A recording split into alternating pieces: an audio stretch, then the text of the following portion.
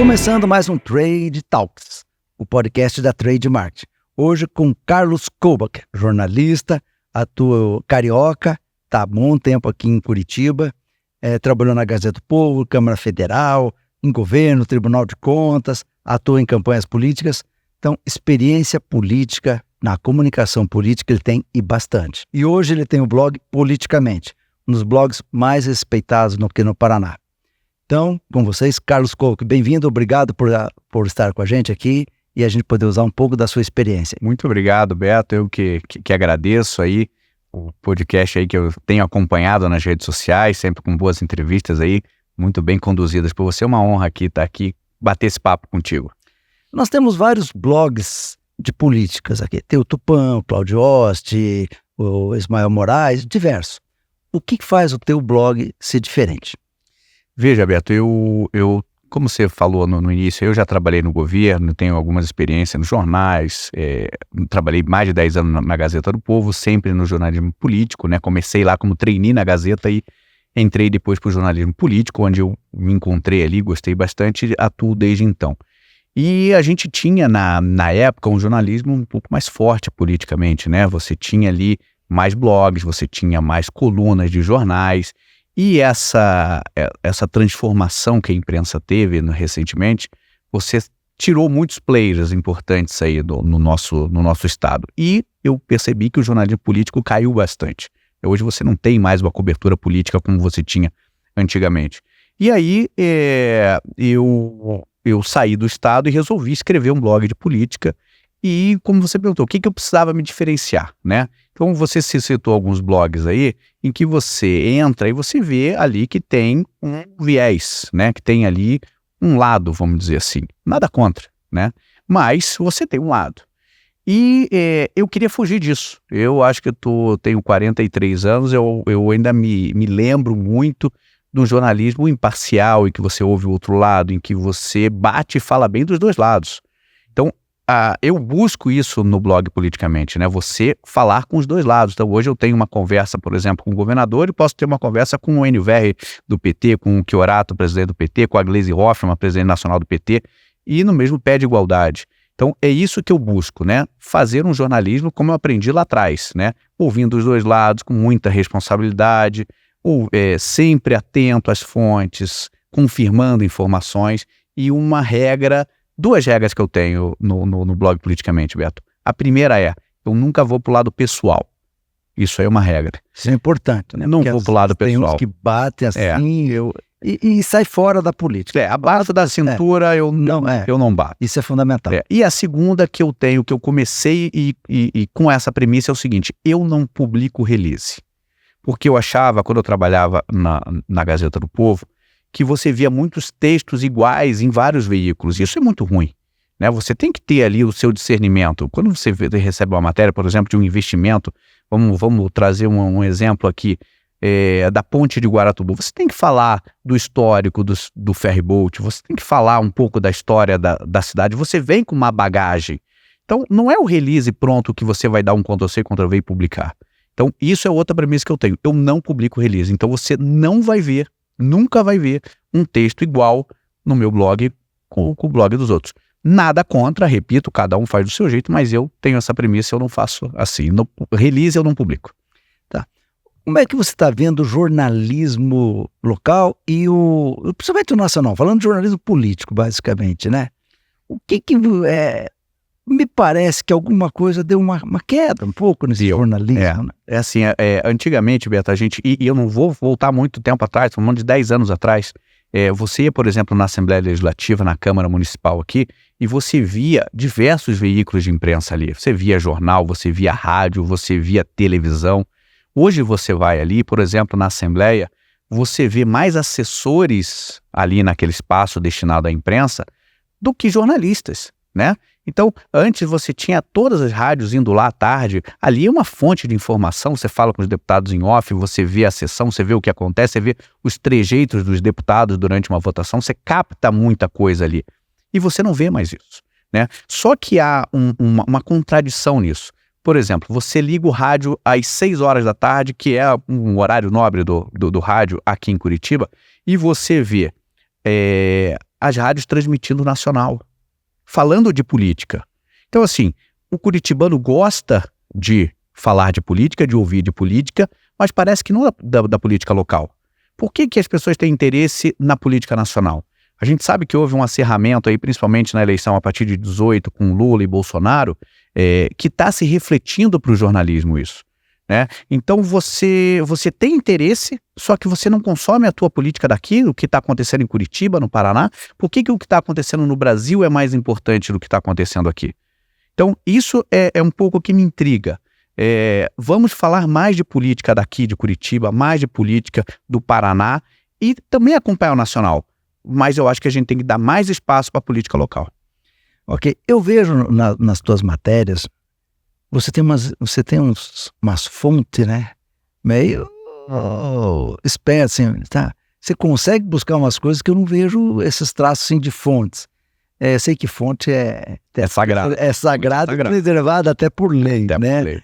Mas como é que é isso? Como é que você consegue, em vários setores, né? Você vê no Palácio, vê uma ação do Palácio, vê no Tribunal de Contas, na Assembleia, em qualquer lugar você sempre tem uma história, uma fonte um pouco diferente. Você sabe, Beto, que eu vou emendar na tua pergunta anterior.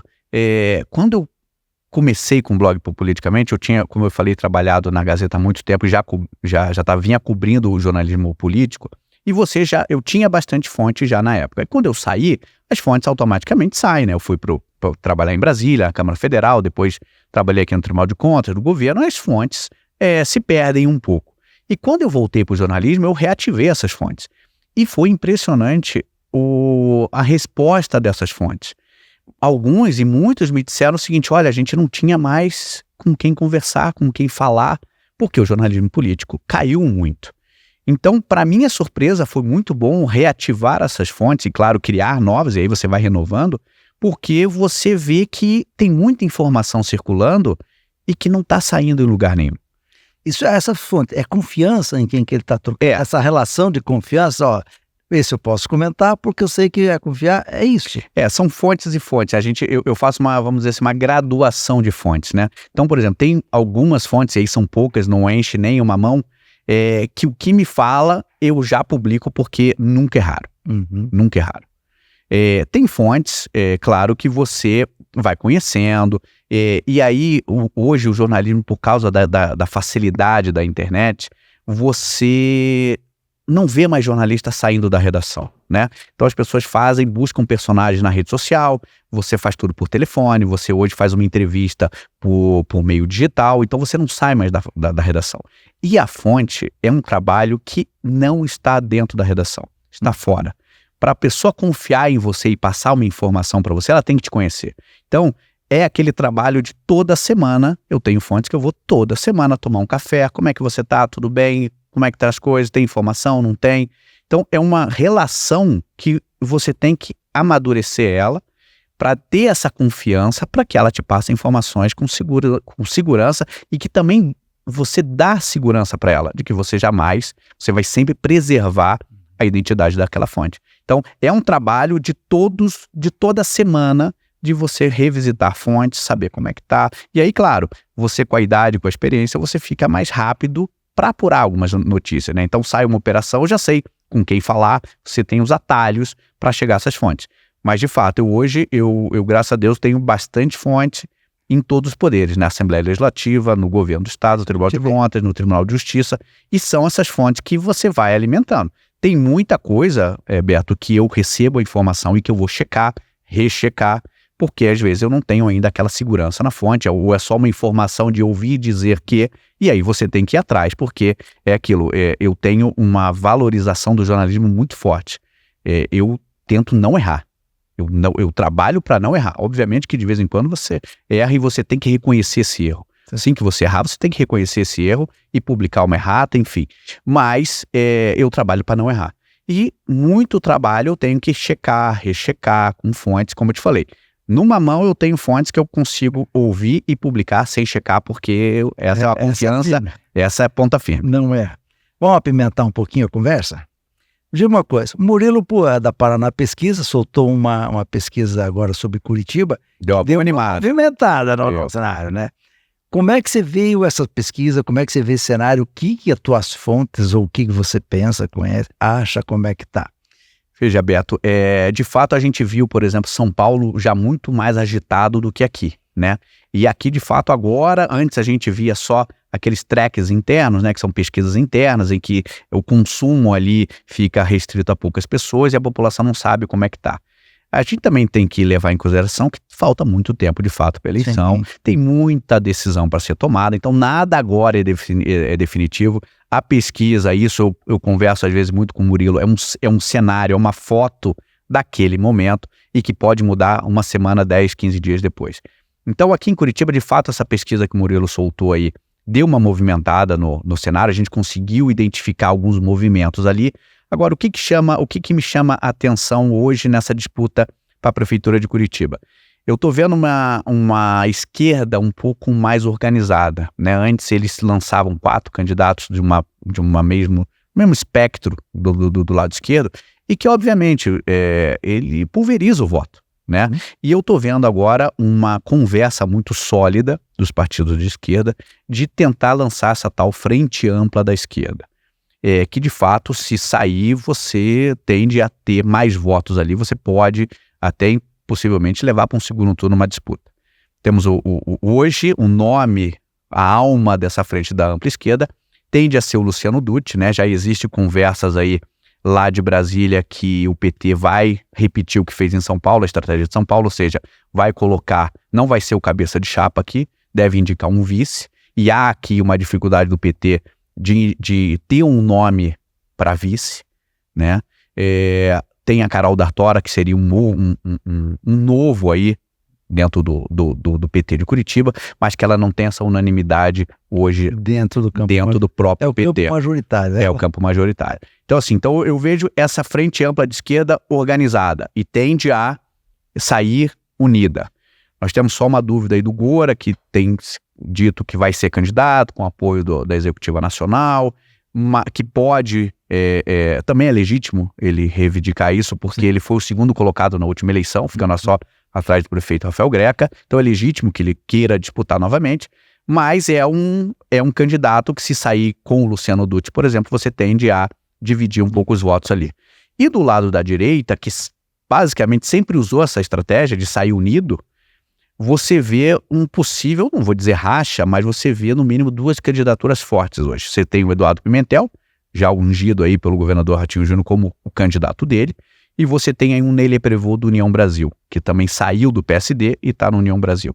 Então são 2 candidatos fortes do lado da direita, que vão disputar basicamente o mesmo voto.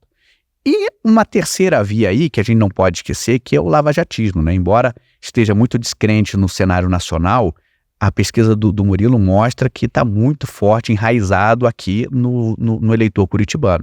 Você tem um Deltan Dallagnol que está em busca aí de buscar essa elegibilidade lá no TSE.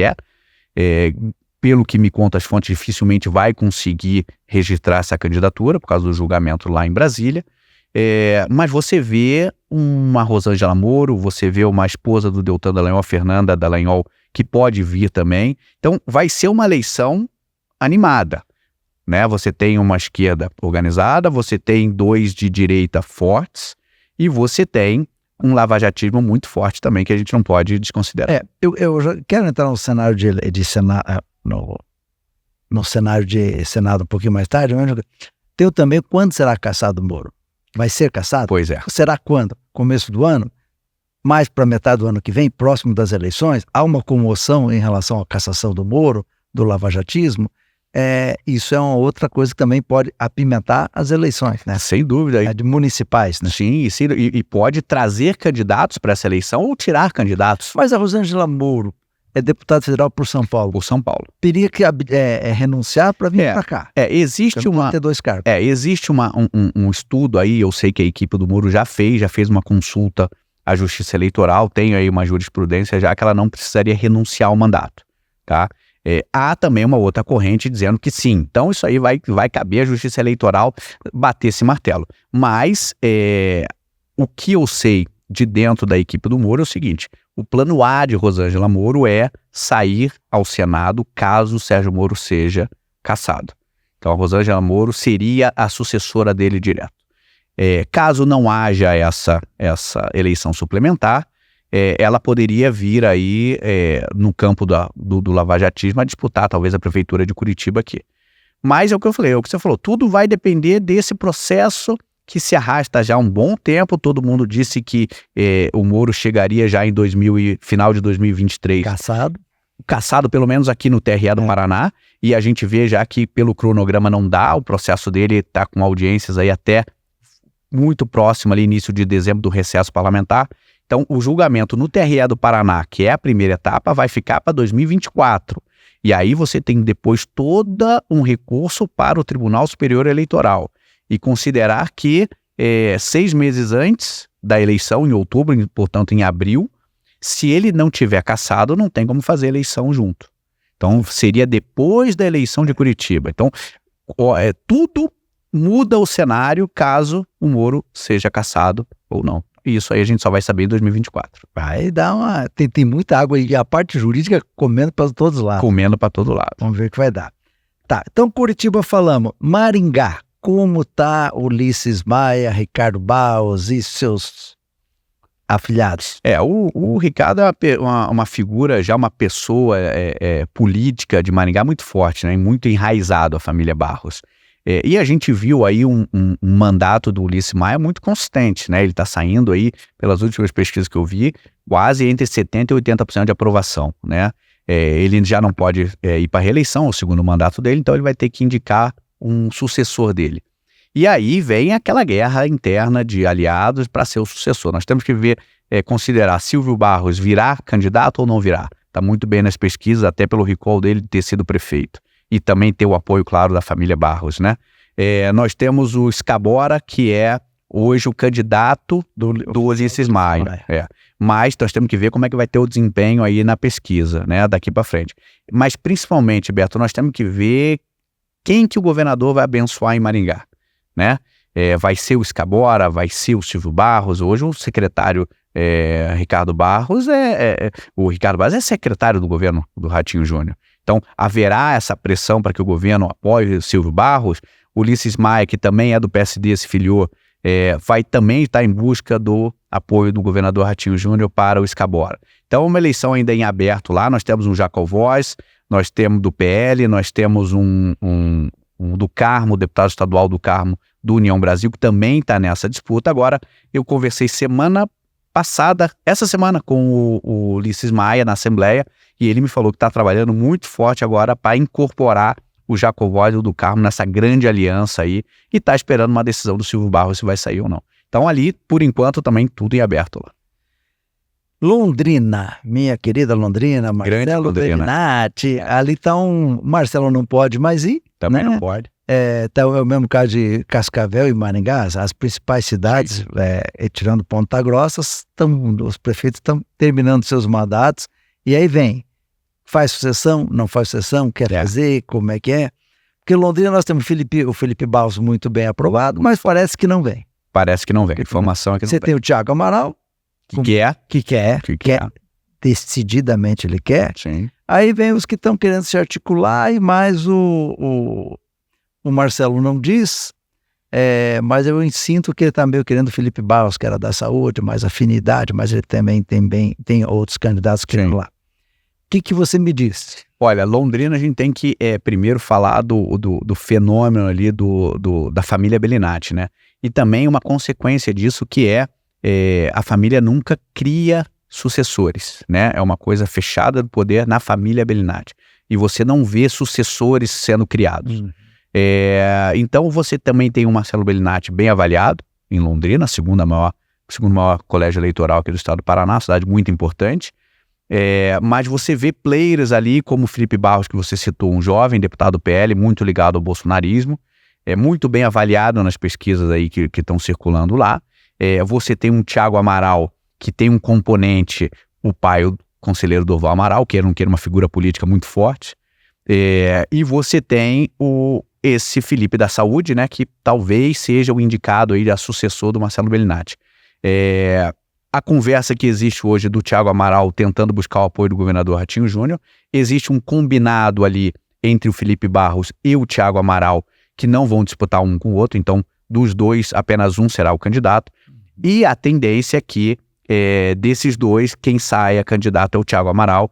O Felipe Barros tem projeção aí para 2026, ele não tem idade hoje, até porque se tivesse, ele disputaria essa eventual eleição suplementar aí, caso o Moro seja cassado, mas ele talvez venha para uma das duas vagas do Senado 2026, o Felipe Barros. Então eu acredito aí no candidato sucessor aí do Marcelo Bellinati, possivelmente esse Felipe da Saúde, embora ele não fale abertamente isso. Nós temos que também levar em consideração que ele está com um namoro muito forte aí com o arco da esquerda, né? PSB. Com o PSB, muito forte, uma conversa que teve muita liga entre a esquerda e o Marcelo Bellinati, o que deve afastar aí possivelmente um apoio do governador Ratinho Júnior, né?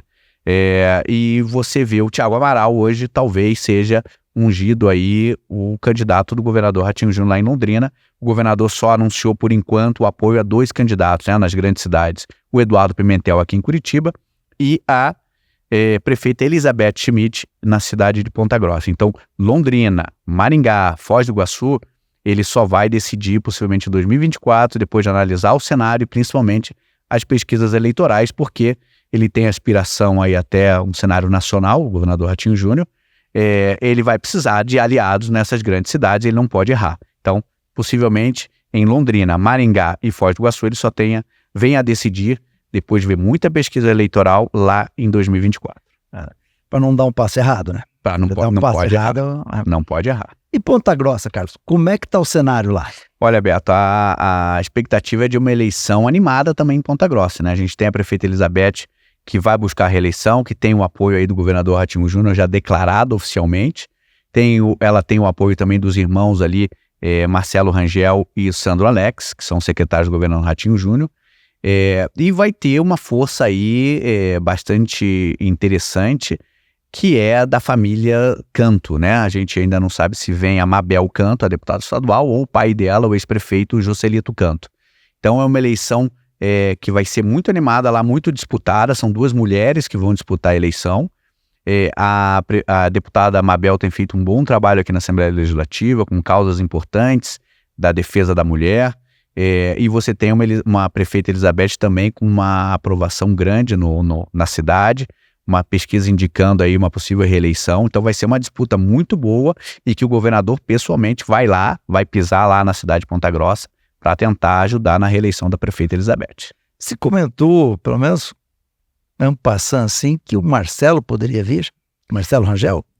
Houve uma conversa, né, ainda sobre isso, eu acho muito incipiente ainda, mas houve aí uma conversa do Marcelo Rangel, que já foi prefeito, né?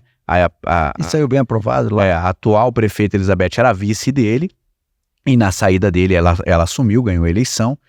Houve uma conversa de que o Marcelo Rangel poderia voltar, tá? Mas eu acho que ainda está muito incipiente. Eu acho que hoje, se fosse hoje, a aposta seria na prefeita Elizabeth. Até porque a gente já viu esse movimento do governador, né? Então, se houvesse aí uma dúvida do Marcelo ou da Elizabeth, eu acho que o governador ainda não teria anunciado. Então, é uma pista, né? Uma dica que talvez a gente tenha a própria prefeita Elizabeth vindo para uma reeleição. Eleição suplementar de Senado. Nós demos uma pinceladinha, agora vamos para quem são os candidatos, prováveis candidatos. Está longe ainda, mas não está muito, né?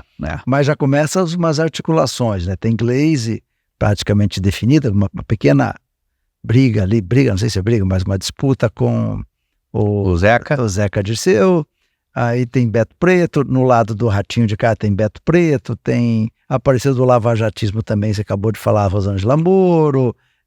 Como tá? O Álvaro Dias vem? Tá começando a aparecer, botou a cabeça para fora, agora. Eu tenho o Paulo Martins, né? Que também vai assumir, que assume, né? Ele assume. Se for para uma reeleição, tem no cargo, né? Sim. Então, assim, essa eleição suplementar, ela é uma eleição que todo candidato quer. Por quê? Porque você não precisa sair do mandato, ninguém perde nada.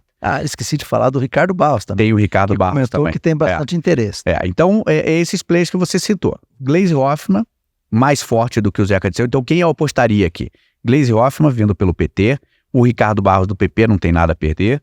Nós temos o Paulo Martins, que se confirmar o TSE cassar o mandato do Sérgio Moro, ele assume e aí depois sim convoca a eleição, então ele vai para a eleição no cargo, o que é um diferencial, e aí nós temos aqui uma conversa já muito bem costurada em torno do nome do Paulo Martins com o ex-presidente Jair Bolsonaro e com o próprio governador Ratinho Júnior.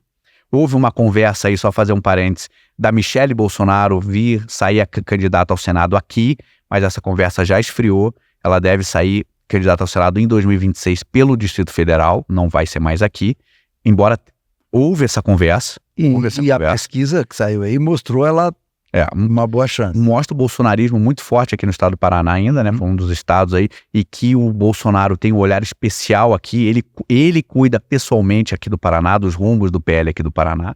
Então nós temos o Paulo Martins pelo PL, nós temos uma Rosângela Moro, se o Moro, claro, for cassado, ele vai tentar fazer esposa a sucessora dele, vai correr o estado em nome dele, vai tentar transferir todos os votos que ele teve para ele. E aí cria aquela comoção entre os lavajatistas, né? Sim, de vítima. Tirou o cara, agora vamos botar a esposa. E aí nós temos aí, correndo por fora, um Álvaro Dias. Por que eu digo correndo por fora? Eu entrevistei ele essa semana no lançamento do livro dele na Assembleia e perguntei, falei, o nome do livro é A Travessia do Álvaro Dias. Eu falei, essa travessia, o senhor já acabou? Já chegou? Ou tá ainda no meio? Em que pé que tá? E ele tá num retiro, desde que perdeu a eleição pro Sérgio Moro, ele nem publicamente falou sobre isso, né? Ele tá num retiro, tem feito pouquíssimas reuniões, mais ali alguma coisa interna dentro do Podemos. A família, pelo que eu apurei hoje, a família não quer que ele volte à política, tá? Ele mesmo me respondeu, ele falou, se eu tivesse que falar hoje, o Álvaro Dias não volta pra política. Mas nós temos ainda 24 e 26. Pelo que eu sei, pessoas próximas a ele me disseram que ele quer, ele vai voltar. Mas tem essa resistência da família, mas principalmente, ele não vai voltar para perder. Então ele vai ter que analisar o cenário todo, ver como é que tá. Se você vê um apoio do governador Ratinho Júnior e do ex-presidente Bolsonaro em cima da candidatura do Paulo Martins, e o Paulo Martins vira um candidato muito forte aqui para conseguir essa vaga do Senado. E não é interessante ele vir disputar e perder de novo. De novo, né? Ele ficou 32 termina uma carreira ruim, né? Com 2 derrotas seguidas. Exatamente. Né? Então, eu acho que ele não vem para perder. Então, se ele vier para essa do Senado, ele vem com uma campanha muito forte, com pesquisa dando muito indício de que ele pode chegar lá. Se não, eu acho que ele vai recolher, eu acho que ele vem ajudar o Podemos a fazer uma bancada boa em 24, as principais cidades do estado, fazer uma boa votação nas câmaras, prefeitos na cidade, no estado do Paraná, e talvez 26, que aí nós temos 2 vagas, né, ao Senado. Talvez ali pode até talvez pensar numa candidatura ao governo do estado, como ele já chegou a cogitar. Então o cenário do Álvaro é um pouco nebuloso, né, principalmente dentro de casa, que a família não quer, mas ele tem, assim, essa aspiração, como você falou, de terminar essa carreira política dele, uma longa carreira, vitoriosa carreira do senador Álvaro Dias, ele quer terminar por cima. Então ele não vai entrar em bola dividida. Tá certo. Esse foi um papo bom com o Carlos Kobach, do blog Politicamente. Eu queria agradecer de toda a sua experiência, todo esse papo gostoso. Voltando a dizer, todos citados aqui, se precisarem, o espaço está aberto para eles. Tá bom? Obrigado. Beto, eu que agradeço, uma honra vir falar aqui com você, com seus seguidores da rede social. Bom ter um diálogo sobre política, como eu falei, é bom a gente conversar sobre a nossa política local. Tem muita informação aqui que a gente tem que trazer para o público. A informação chegando no eleitorado de qualidade ajuda até na escolha do voto. Então, quanto mais se falar de política do Paraná, de Curitiba, é importante. Eu agradeço aqui o seu convite, o seu espaço. Uma honra estar aqui. E sempre que convidado, aqui estarei. Valeu, muito obrigado. Estamos encerrando aqui mais um Trade Talks, o podcast da Trade Market. Até logo e voltaremos na semana que vem com mais uma entrevista. Obrigado.